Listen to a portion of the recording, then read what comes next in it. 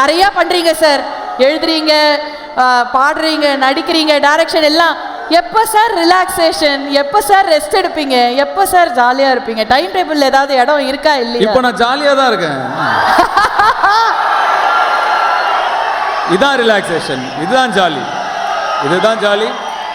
என் பசங்களோட time spend பண்ணுறது தான் என்னோட ரிலாக்ஸேஷன். அவங்களோட விளையாடுவேன், ஏதாவது பண்ணிட்டு இருப்பேன், அவ்வளோதான். கடைசி சார் உங்களை விட்டுறேன்.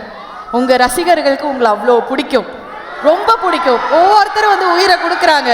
உங்கள் ரசிகர்கள் கிட்ட உங்களுக்கு பிடிச்ச விஷயம் என்ன அப்படிங்கிறது மட்டும் எங்களுக்கு சொல்லுங்கள் சார். என் ரசிகர்கள்கிட்ட எனக்கு ரொம்ப பிடிச்சது நிறைய இருக்குது.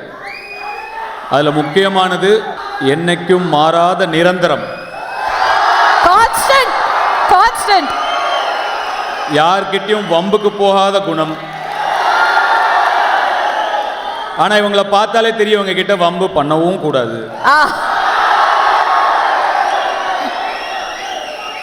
என்ன நான் திரும்பி திரும்பி சொன்னது தான், எவ்வளோ நன்றி சொன்னாலும் பத்தாது. சாதாரணமாக அங்கே அவங்கள நடுவில் இருந்த ஒருத்தனை இங்கே வச்சு உங்கள் நண்பனா, உங்களுக்கு பிடிச்ச நடிகனா, உங்கள் குடும்பத்தில் ஒருத்தனா வச்சு என்ன அழகு பார்க்குறீங்க.